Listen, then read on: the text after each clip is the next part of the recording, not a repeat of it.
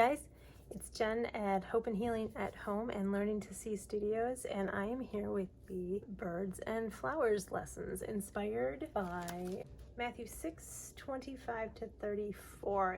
This is a little bit of a bonus video with a lot of play and experimentation for this project. I always have a hard time figuring out just exactly what I want to say, and I never want to box somebody into using a specific set of supplies. So whatever you have on hand, whatever things you enjoy using, that is awesome. Give yourself permission to just play, and we're gonna do a little experimenting here. Been inspired by a few different YouTubes lately. One is making your own washi tape. So I'm trying not to buy any supplies. So I've got some painter's tape, just blue tape. They said you can do it with medical tape out of your first aid cabinet. I think it's 3M, it's white, it's kind of linen-y looking. I don't have any of that, but I do have painter's tape. And I do have some really old masking tape. See how that goes. You don't want to use anything with a really shiny surface. Like you don't want to use mailing tape or Scotch tape, but essentially what we're going to do is we're going to put this on. I picked one of those protective sheets that you can put in a binder, put paper inside of. I'm not exactly sure what those are officially called. Anyway, so you want something super non-sticky to put this on, and you're just gonna spread some tape on. And I can't even get it to come off the reel right because this is so old. And there's a value of experimenting, of releasing yourself just to play without an expectation of it working. Just see what happens. I feel like God really meets me in the play part. Sometimes the most powerful art journaling pages I've done, they don't turn out at all what I was expecting them to do. Sometimes they just start with playing with blobbing some color out. So I want to just do those for an experiment and grab paint. I also thought you could grab Sharpies. This box of paints, craft paints, acrylic paints, whatever strikes your fancy. And essentially you're just going to color, make patterns. If you have stencils, that'll be great. Whatever you have.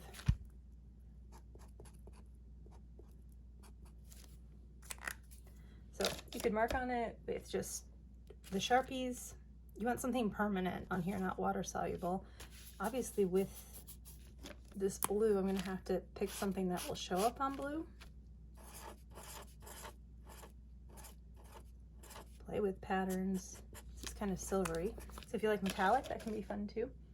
With paint, you could just take it straight out of the container. You can, if you're not upset about getting your hands dirty, do it that way, just with your hands. So make sure you have a rag or something, paper towel, rag to clean your fingers off if you go ahead and do that. Another fun thing, saran wrap can be super fun to play with. Just squirt a little bit out. Maybe a couple different colors. Again, we're just experimenting here, so we'll see what happens. And the reason you want something super non-sticky as your base here is because the paint's gonna dry. You don't want it to get stuck on here when you're done. You want that tape to be able to peel right off. I'm just trying to randomly grab colors that catch my fancy right now.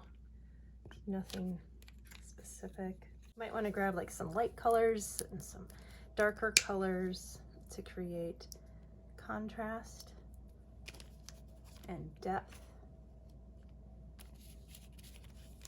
Right, we're gonna see what that does for us right now. I'm gonna take the saran wrap and just start smushing.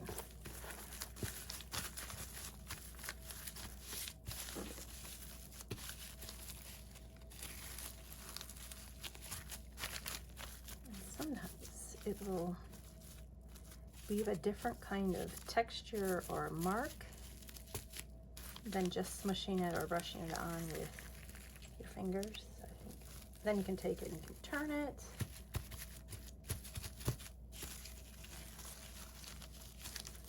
So this is kind of a swatchy. So you get like fun surprises like that. I really like.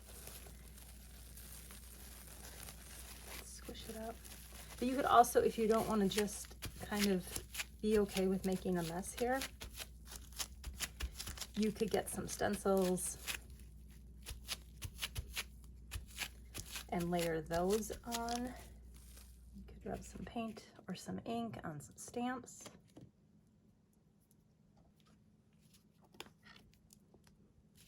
And the fun thing I thought about with creating your own washi tape is it is truly like going to be one of a kind.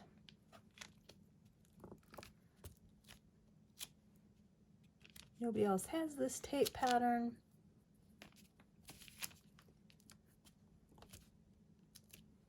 Nobody else has your exact supplies or your exact sense of style and what things you enjoy.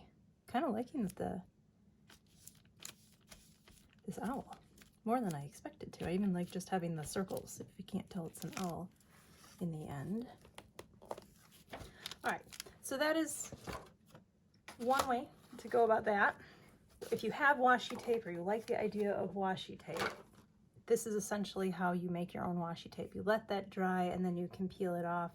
And washi tape really is just, it's like a version of masking tape, thin masking tape that's decorative. All those techniques I just showed you with the paint, you could just do on paper.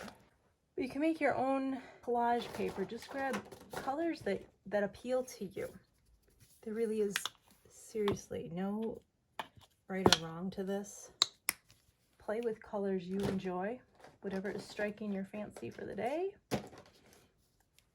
You can scribble, you could get other people in your family involved in making, or just playing around with the paints you have, getting your hands a little bit dirty. You can smush it with the saran wrap, or you can brush it on. You can use stencils. You could, if you have a gel plate, that would also be a fun thing to do, experiment with different gel plates. You can also do this fun little Rorschach thing, where you squish the paper in the middle here. Bubble wrap you can use to stamp.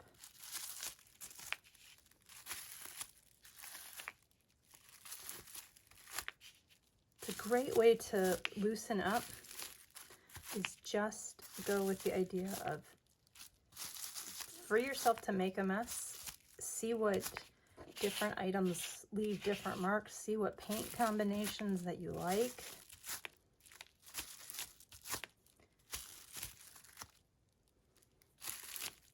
And you'll see that it really, honestly, when we get to the actual project, it does not matter at all what these scratch experiment pages look like. This probably doesn't seem like a very exciting bonus video at all, but it's all going to come together here in a little while when you see the whole project. So step one is, if you like washi tape, or if you want to do this project with your own decorative tape, find what you have on hand, throw some colors on it, or just make a bunch of scratch paper. Experiments with your supplies, see which markers are working, see what stamps you have. This other technique I'm going to show you, you're going to need a bowl of water, mailing tape, and one of the printouts. All right, so I printed out, you don't have to use my printouts, you could use images for this, you could use words that you type out. You're going to put the tape over it, seal it down really good, cut it out or rip it out, and you're going to let it soak in water and turn it over, and you're going to gently start rubbing it, and you'll start to feel the paper come off.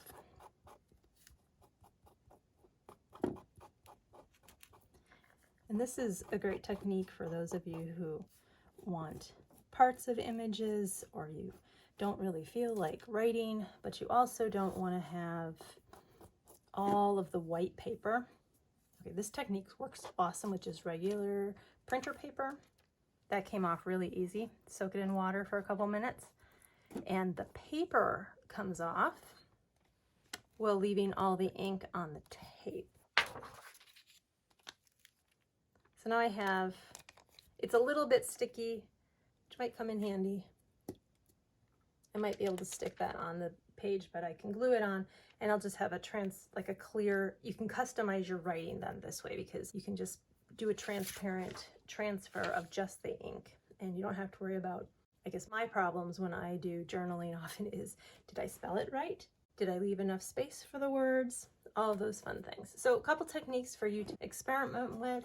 The other thing is to, if you don't want to purchase or you don't have a stencil, you can just use plain paper and put it on your phone, tablet, or computer and use that as a light box, and very gently with a pencil or a pen, not a ballpoint pen, but like an ink pen that you hardly have to use any pressure to get a mark out of. And you hold this still and you find a bird that you enjoy, the silhouette of a bird you enjoy, and trace it on there.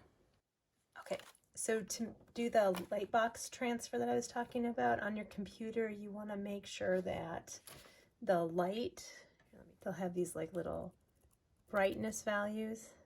You want to make sure that the screen light brightness is as far up as you can get it to go, and that your background, like your room, is maybe a little bit darker. And you would just put a piece of paper over and draw incredibly lightly around an outline of a bird that you like. Let's go with this little one here. You draw incredibly lightly just around the outline, and it's okay if you don't get it exactly right. I'll draw these legs in here, but I am probably not going to put them in the stencil.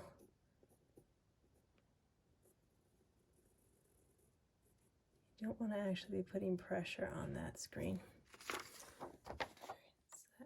If you didn't want to use your phone or computer as a light box, you can also print out and tape it onto your window when it's daylight out, and do essentially the same thing. So you tape this onto your window, and then you can hold your paper up, or you can tape your paper up and trace that. Super handy for all sorts of projects. Then, if you want to make a reusable stencil, find some junk mail that is a little bit thicker, and you could use carbon paper to put that on there, or you could just freehand it, which is what I'm going to do right now. You could also use an X-Acto knife to cut that out. If you do the X-Acto knife option, you're going to need a solid surface to press onto a surface that you don't care about cutting. And do even pressure. Watch your hands. You want to know where that blade is. Do it in small sections, because you're wanting to cut all the way through that cardboard. If you don't cut all the way through that cardboard, no worry, you can go back over again. Okay, so X-Acto knife is one way to do that. If you do it with scissors, you are actually, at some point, you're going to have to cut into it. Right? I can always freehand those little bird feet, so I'm just going to do the top of their legs. And I feel that my paper's shifting right now. So if you do this, maybe tape that paper onto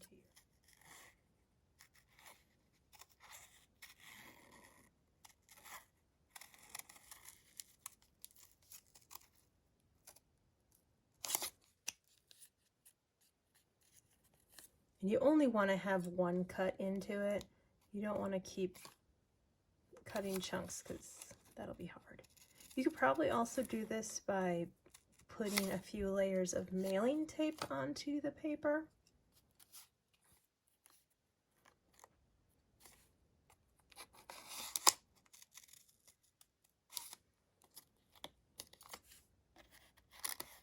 And then cutting it out with scissors or an X-Acto knife.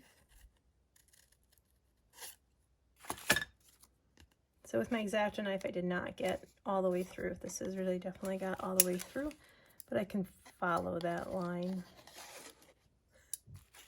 The nice thing about making your own stencil is you can pick the exact shape of your bird and size. So then you would want to put a piece of tape right here where you have the cut. Just put some Scotch tape right there. And you have a silhouette that you can put ink or paint into. You could trace around it onto your other papers. And it's reusable, it's custom, it's tossable. All right, so you have the paper version. Again, you could put some tape just on your paper, and that usually works, but if you want something a little bit sturdier, grab that junk mail flyer paper and do the same thing. So hopefully that will set you up for success for the project today, and I really hope you enjoy it. So sit down and play, gather supplies that catch your attention. You don't have to do any of these projects that I just mentioned, of playing with the paint and stamps and markers on scratch paper or creating tape with it. That's a total optional, just fun project that you could do by yourself or with other people, with your kids, to get them involved a little bit and have their fingers, have their touch on the end product that you do. What you will need is your journal, pen, maybe some scissors, some glue of some kind, and an open ear and heart to how God is speaking to you and leading you today.